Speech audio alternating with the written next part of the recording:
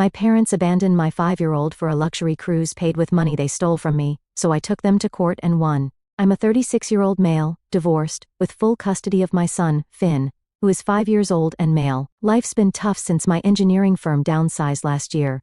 I took a pay cut but managed to land a senior project manager role at half my previous salary, $75,000 instead of $150,000.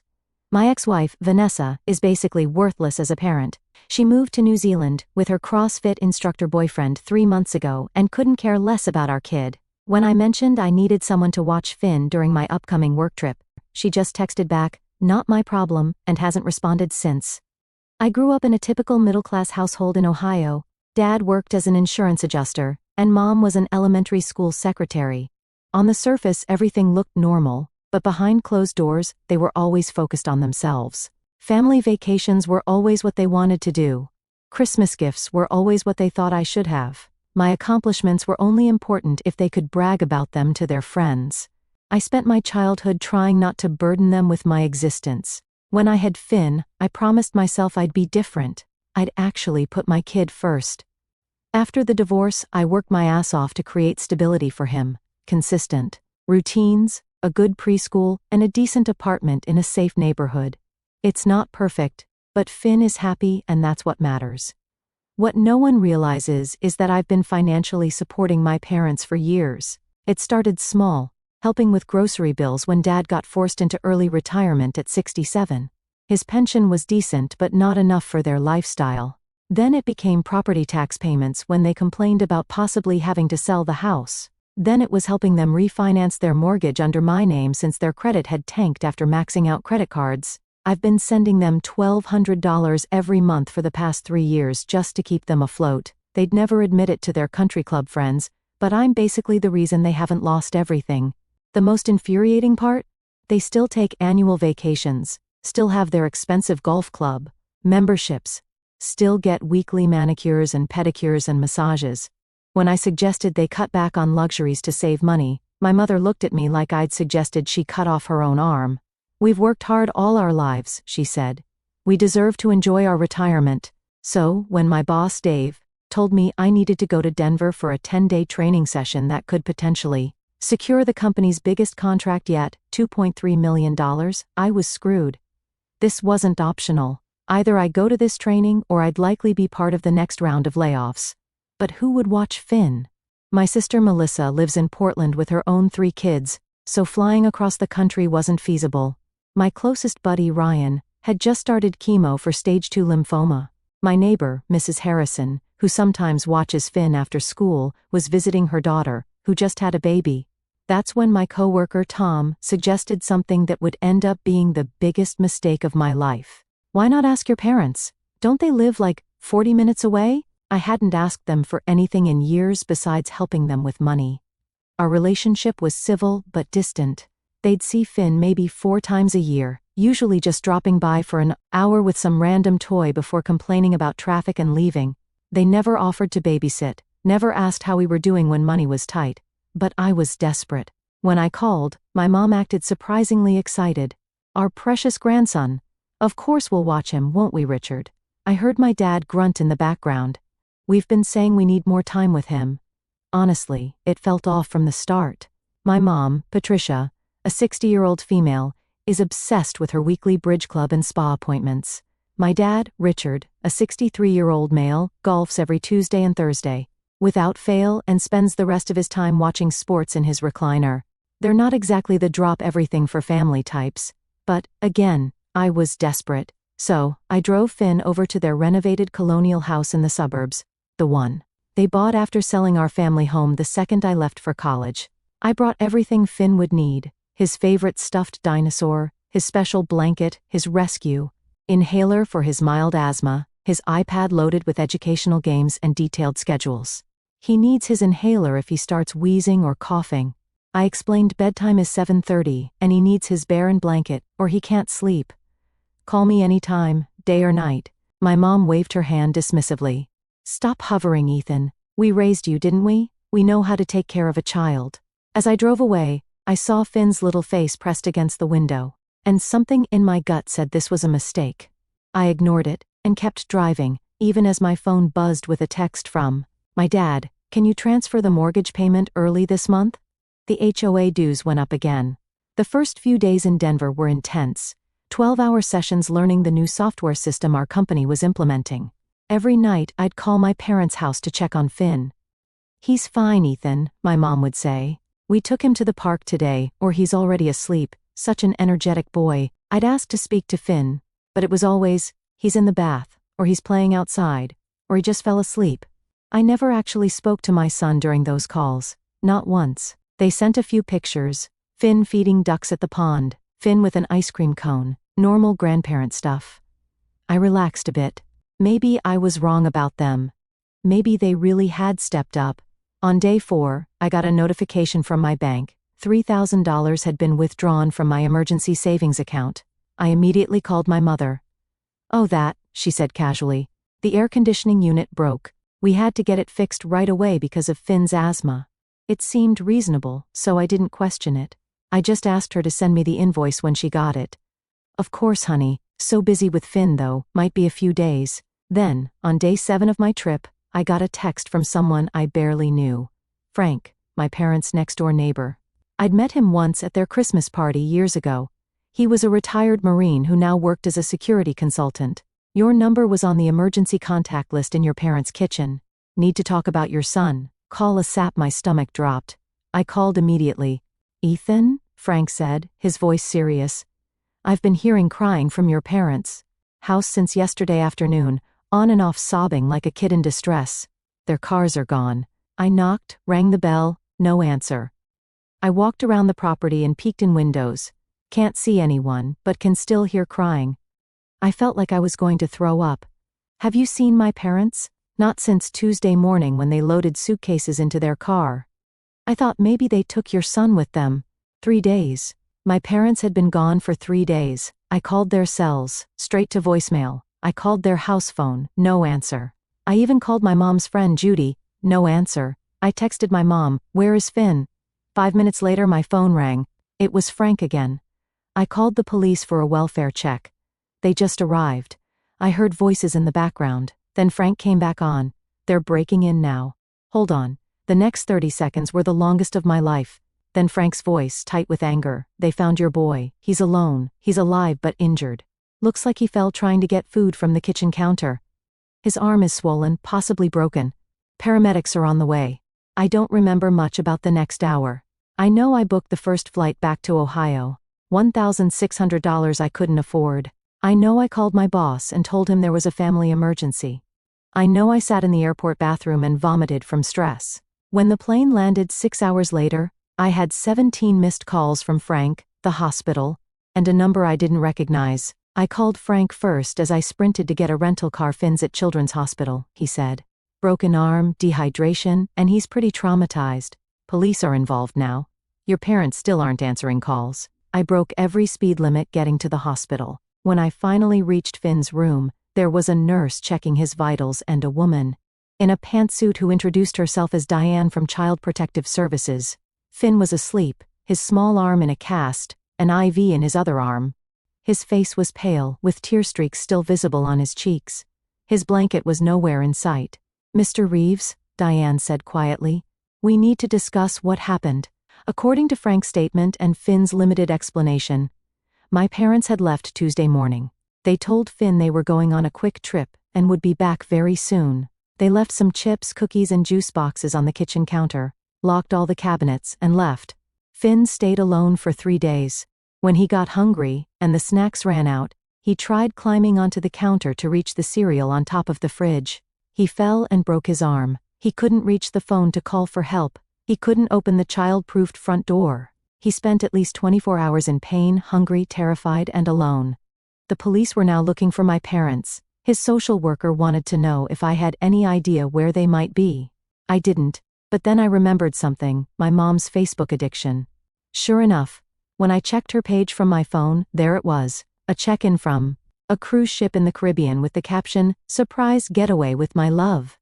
Sometimes you just need to treat yourself. I showed Diane the post, dated 2 days after they left Finn.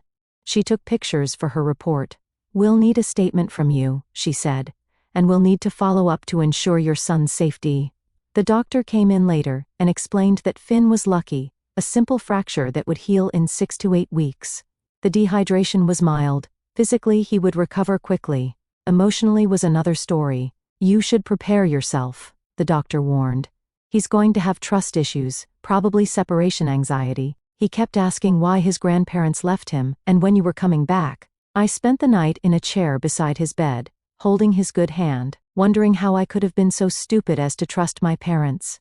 While Finn slept, I started checking my accounts more carefully. What I found made me physically sick. Over the past week, my parents had withdrawn $3,000 for the supposed AC repair, charged $2,500 at Nordstrom, made a $5,000 down payment to Lexus Financial Services, charged $4,892 to Royal Caribbean Cruises, spent $1,750 at Tiffany & Company, and charged another $2,345 at various high-end stores. All totaled, they'd stolen $19,487 from me in just 1 week. Money I didn't have. Money that was supposed to pay for Finn's preschool, our rent, my car payment.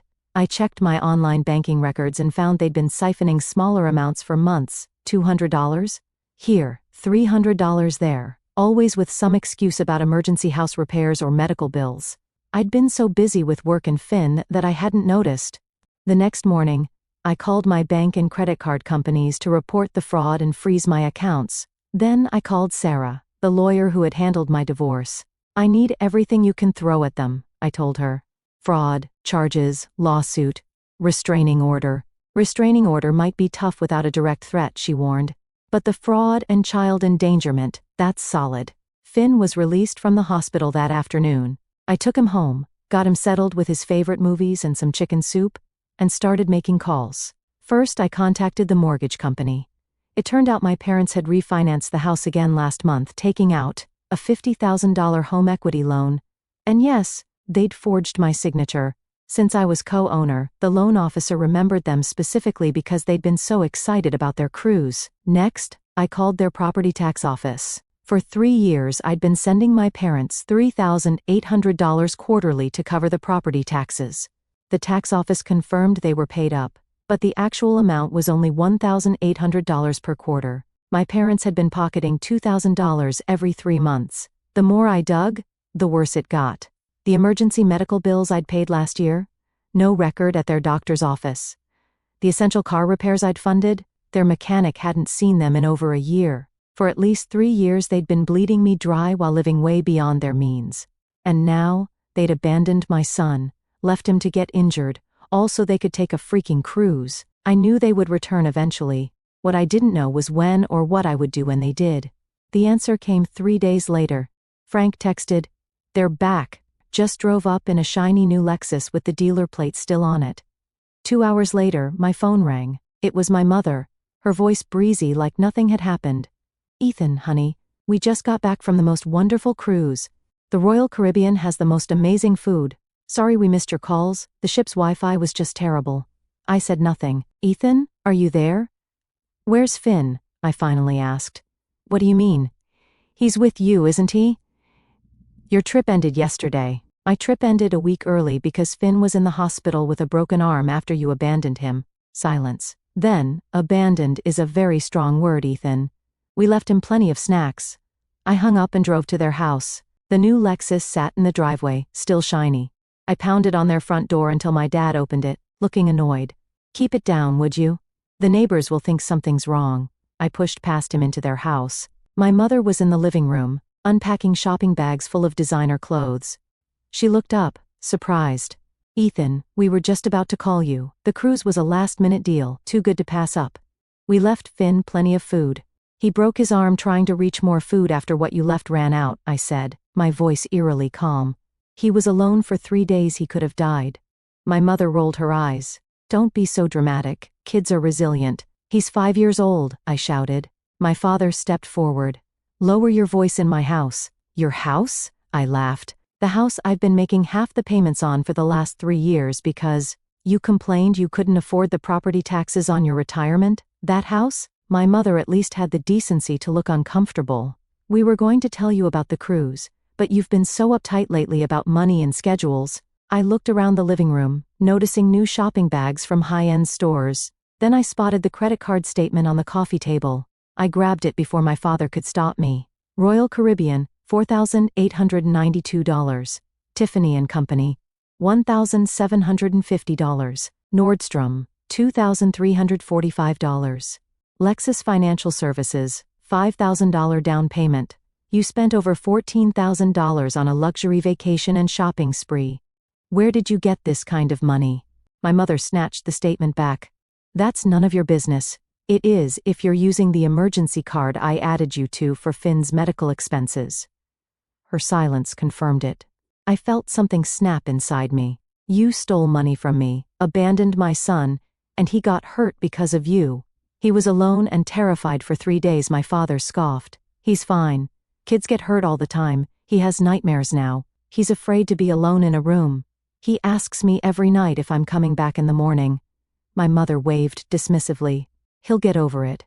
Children are so dramatic at that age. That's when I saw Finn's dinosaur and blanket stuffed in a corner behind the couch, like trash they hadn't bothered to throw away yet. I picked them up and walked toward the door. You'll be hearing from my lawyer and the police. My father actually laughed. Don't be ridiculous. No one's going to arrest us for taking a vacation. Child endangerment, fraud, theft, forgery, take your pick. My mother's face finally showed a flicker of concern. Ethan, you're being extreme. We're family. Family doesn't steal from each other. Family doesn't abandon a 5-year-old. One more thing, I said. I'm stopping all payments. Figure out how to pay your own mortgage. The next morning, I met with Sarah and laid out everything. The abandonment, the theft, the forgery, the years of financial deception. We need to move fast, she advised. They'll start hiding assets as soon as they realize you're serious. I signed papers authorizing her to freeze my parents' bank accounts that I had legal ties to. I filed a police report about the credit card fraud and forgery. I met with Diane from CPS again and gave her every detail about my parents' neglect of Finn. The DA will be in touch, she assured me. What they did was criminal. That afternoon, I got calls from 3 different family friends. Apparently, my parents were spreading a story that I was having a mental breakdown and making up lies because I was jealous of their retirement lifestyle. According to them, they'd only stepped out for a quick errand, and Finn had overreacted to being alone. I didn't bother responding. The evidence would speak for itself. The next day, a detective called to take my statement about the financial crimes. I provided bank statements, transfer records, emails, texts, everything, showing how my parents had systematically defrauded me for years. This is pretty clear-cut, the detective noted. Most financial crimes are more subtle. 3 days later, my parents were arrested, not for the child endangerment as that case was still being built, but for the credit card fraud and forgery. They spent exactly 6 hours in jail before Marcus, my dad's golf buddy and a former judge, posted their bail. The news spread fast. By that evening, my phone was blowing up with messages from relatives and family, friends, all demanding to know how I could do this to my elderly parents. I blocked them all. 2 weeks after Finn came home from the hospital, I received an unexpected visitor, my mother's younger sister, Carol. She and I had never been close. She lived in California and only visited every few years, but apparently she'd flown in specifically to see me. I need to show you something, she said, when I let her into my apartment. Finn was napping in his room. Patricia's been telling everyone you're on a vendetta against them, but this didn't add up. She pulled out her phone and showed me emails from my mother dating back weeks. In them my mother complained about having to watch Finn, calling it a burden, and saying she had better things to do than be an unpaid babysitter.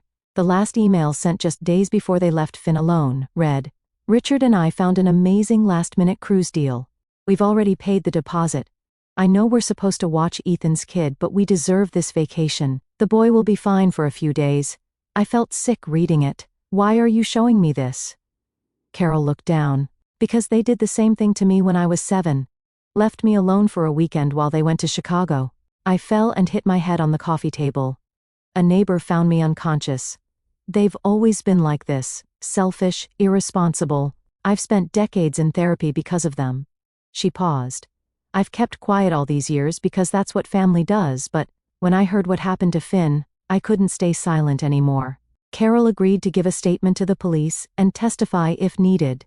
Her evidence of premeditation changed everything. The district attorney decided to pursue criminal charges for child endangerment.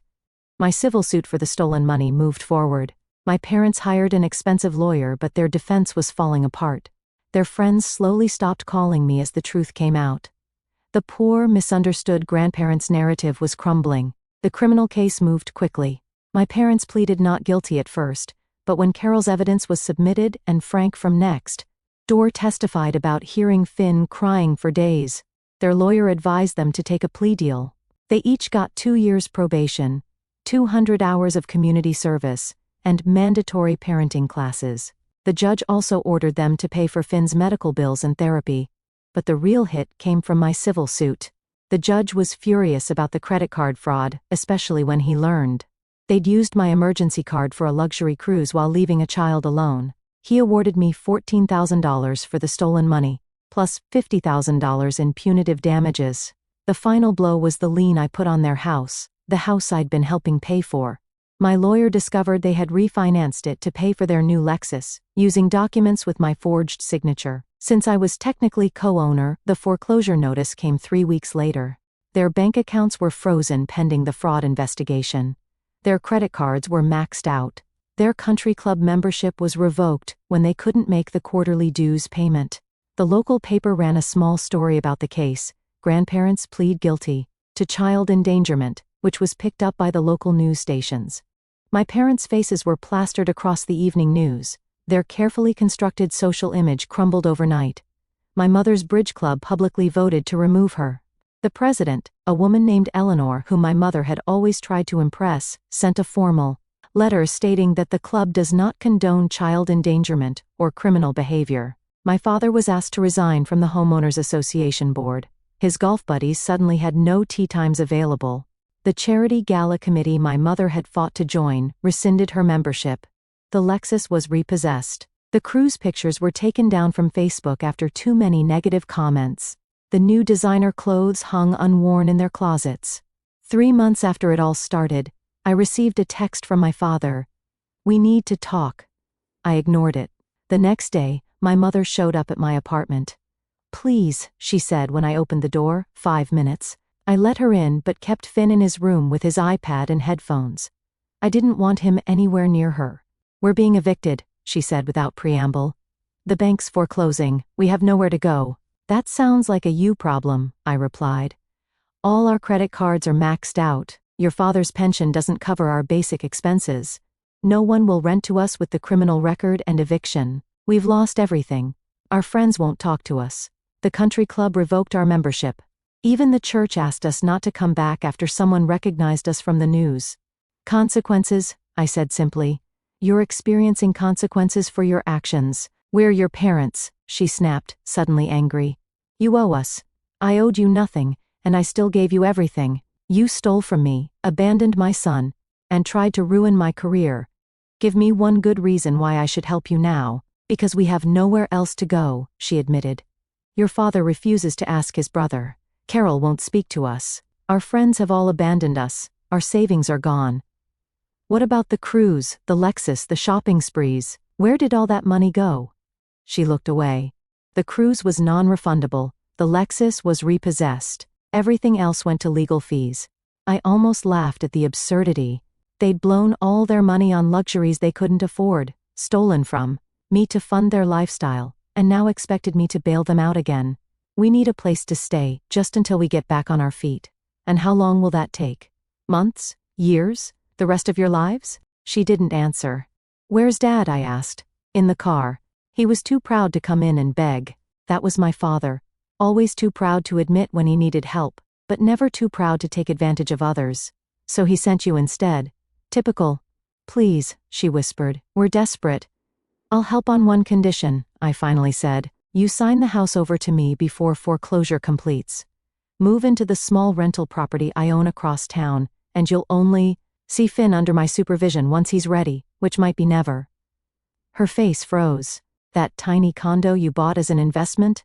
It's half the size of our house. It's more than you deserve. And you'd have to pay rent, market rate, no special treatment." "That's ridiculous," she snapped. We're your parents. We raised you. We gave you everything. You gave me trust issues and an empty bank account. And you nearly killed my son with your selfishness. Take the deal or leave it." She stood up, face red with anger. "You've always been ungrateful, always been jealous of what we have. This is just your way of finally controlling us. What you had," I corrected, past tense. "And no, this is my way of ensuring you face consequences while still not letting you end up homeless, which is more than you deserve. Tell Dad he has 24 hours to decide. After that, I'm letting the foreclosure complete, and you can figure it out yourselves." She stormed out, slamming the door behind her. I expected that to be the end of it. My father was too proud to accept my terms. They'd find someone else to leech off of. But 23 hours later, my phone rang. "We'll take the deal," my father said, his voice tight with suppressed rage. "But only because we have no choice." After my parents moved into the condo, I set up automated payment tracking for their rent. The first month, their payment arrived 2 days late. I immediately sent a formal notice of late payment with a $50 penalty. My father called, furious. "This is ridiculous. We're family, not some random tenants. You're tenants who have a proven track record of financial irresponsibility," I replied. "The rules are clearly outlined in the lease you signed." The next day, the payment plus penalty appeared in my account. The following months, their rent was always on time. I hired a financial advisor to help me clean up the mess my parents had created. The extent of their fraud was worse than I'd initially thought. They'd opened 3 credit cards in my name that I didn't know about, maxed them out, and never made payments. My credit score had tanked to 580. Meanwhile, my parents were experiencing true financial hardship for the first time in their lives. My father's pension covered their basic living expenses, but nothing more. No golf membership. No spa days, no bridge club dues, no designer clothes or luxury vacations. 2 months into their new living situation, my mother texted me photos of their empty refrigerator. "We need grocery money. Running low on food." I ignored it. 3 hours later, my father called. "Your mother hasn't eaten properly in days," he said accusingly. "There's a food bank 2 blocks from the condo," I replied. "A food bank? Us? That's for poor people." Exactly. The following week, I drove past the condo and saw my father's car wasn't there. Later, Frank texted to tell me he'd seen my dad working as a greeter at the local Walmart, something he'd always mocked as a job for failures. My mother started selling her clothes and jewelry on consignment. She'd text me photos of each item with passive-aggressive messages like, "Forced to sell," "My anniversary bracelet today," or "Your father bought me this coat when you were born." I never responded. 4 months after the court case, I ran into Eleanor, the president of my mother's former bridge club, at the grocery store. She pulled me aside, expression serious. "I wanted you to know your mother showed up at our luncheon last week, uninvited. Made a scene, claiming we'd abandoned her when she needed us most. Security had to escort her out." Similar stories kept emerging. My father had been banned from his favorite golf course after showing up repeatedly. Without a membership, trying to guilt former friends into paying his guest fees. My mother had been asked to leave a church fundraiser after loudly complaining that no one helps the truly needy anymore. Their desperation was reaching new levels.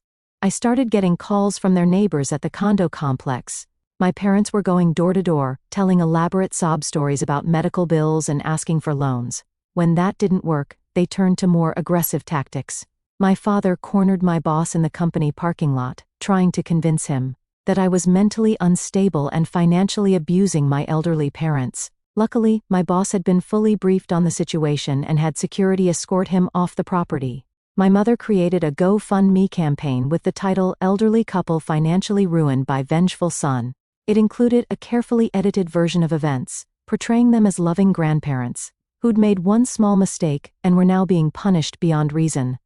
I had my lawyer send a cease and desist letter. When the campaign had raised precisely $37 from 2 distant relatives who didn't know the full story, GoFundMe removed it for fraudulent claims after I submitted court documents. Their social isolation was complete. Former friends crossed the street to avoid them.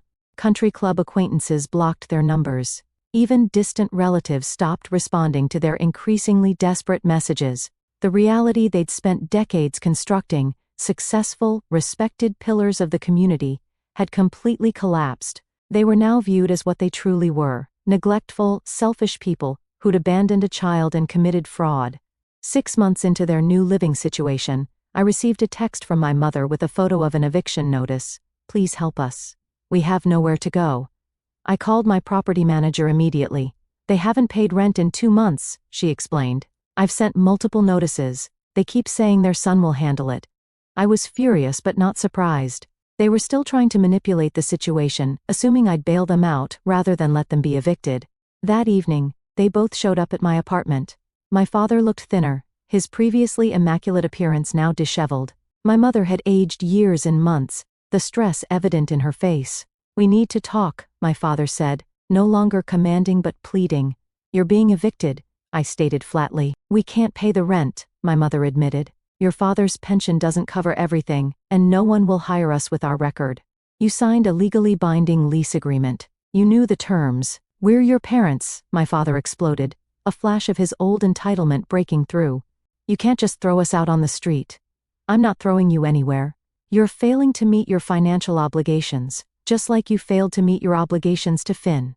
My mother started crying. "We made one mistake with Finn. One. And you've punished us for months when—" "Does it end we're sorry?" my father said, not sounding sorry at all. "Is that what you want to hear? We're sorry, now help us." "You have options," I said. "Downsize to a smaller apartment, apply for senior housing, sell your remaining assets, ask other relatives for help, get jobs." "Jobs? At our age?" My mother looked horrified. "Plenty of seniors work. Walmart seemed fine hiring Dad." My father's face flushed with humiliation. "That was temporary. Then find something permanent. The point is, your problems are not my problems anymore." As I opened the door, my mother made one last desperate attempt. "If you help us this one last time, we'll never ask for anything again. We promise. Figure it out yourselves." I closed the door on their stunned faces. They called 17 times that night. I blocked their numbers. They sent emails. I filtered them to spam. They showed up at my apartment the next morning. I didn't answer the door. 3 days later, Frank called to tell me they'd been physically removed from the condo by sheriff's deputies. They'd apparently refused to leave until forced. "Any idea where they went?" I asked. "I heard your father's brother finally took them in," Frank said reluctantly. "That was 2 weeks ago. I haven't heard from them since. Maybe they finally realized I meant what I said." Finn and I are closing on our new house next week. A modest 3-bedroom with a backyard for him to play in. Sometimes I think about my parents and wonder if I was too harsh. Then I remember Finn's face in that hospital bed. I remember their complete lack of remorse. Sometimes, the family you're born into isn't the family you need. Sometimes you have to build something better for the next generation. My parents had their chance. They blew it. Now it's my turn to show Finn what a real family looks like. One built on respect, responsibility, and genuine care, things my parents never understood.